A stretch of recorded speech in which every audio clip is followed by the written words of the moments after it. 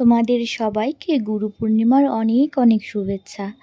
তো আজকের ভিডিওটা আমি শেয়ার করছি বৃহস্পতিবারে আমি কিভাবে পুজো দিই।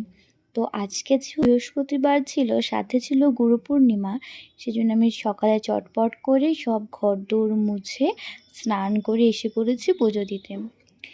পূর্ণিমার বৃহস্পতিবার থাকলে আমি চেষ্টা করি উপোস থেকে পূজাটা দেওয়ার। আর এখানে প্রথমে নাইটি পরে একটু গুছিয়ে টুচিয়ে নিয়েছিলাম। আর এখানে বৃহস্পতিবার আমি আলতার শাড়ি পরতে ভীষণ ভালোবাসি। তো আলতার শাড়ি পরে আমি চলে এসেছি ঠাকুর ঘরে। বাকি যা গোছানো ছিল পেলে অনেকটাই আমার গোছানো হয়ে গেছে। তো এসে প্রথমে ফল কাটতে বসে পড়ি। আমি কিন্তু পূজা দেওয়া শিখেছি আমার দিদুনের কাছ থেকে, কারণ ছোটবেলা থেকেই আমি মামা বাড়িতেই মানুষ হই। ক্লাস 4 পর্যন্ত মামা বাড়িতেই থাকি। দিদুন যখন পুজো দিত তখন আমি দিদুনের পাশে বসে বসে সব নিয়ম শিখে গেছি। শুধু দিদুনের পাশে বসে সব নিয়ম শিখে গেছি তা না, সাথে আমার মারও অবদান আছে।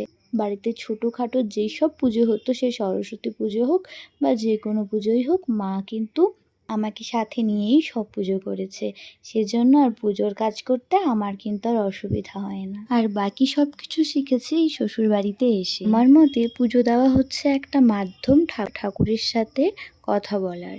বিয়ে হয়ে যখন এ বাড়িতে এসেছিলাম তখন আমার শাশুড়ি মা বলেছিল তার পিতলের ঠাকুরের খুব শখ। তো সেই মতন প্রথমবার দুর্গাপুজোয় আমি মাকে বলেছিলাম কি নিবে, কিন্তু মা কোনো মতে রাজি হচ্ছিল না শাড়ি নেওয়ার।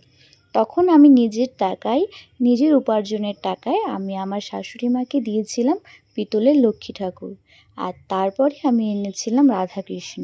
সেটা অবশ্যই ওরা 2 ভাই এনেছিল। তো যাই হোক, যেন আমার খুব ইচ্ছে করে গোপাল বসানোর, কিন্তু আমাদের বাড়িতে মার শরীর যেহেতু ভালো থাকে না, সেজন্য আমি আর সাহস পাই না যে আমি গোপালকে নিয়ে আসবো। তাই ভেবে দেখেছি ভাইয়ের যেদিন বিয়ে হয়ে যাবে সেদিন আমি গোপালটা নিয়ে আসবো, কারণ তখন তো আর একজন আসবে বলে আমাদের বাড়িতে। তো আস্তে আস্তে সব ঠাকুরকে স্নান করিয়ে নিলাম। স্নান করিয়ে নিয়ে এখানে আমি সাজিয়ে গুছিয়ে নিচ্ছি। আর পুজো দেওয়ার মধ্যে আমার এই কাজটা কিন্তু সব থেকে বেশি ভালো লাগে, ঠাকুরদের স্নান করানোর পরে সাজাতে। জানো তো, আমার শাশুড়ি মা কখনোই আমাকে কোনো পুজো করতে বা কোনো কিছু করতে বারণ করে না।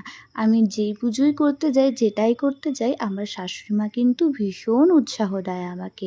সেজন্যই হয়তো আমি সংসারটা সামলে পার্লারের কাজ করতে পারি। শুধু পার্লারের কাজও না, আমি বাইরে যত কাজ সব কিন্তু আমি নিজেই করি।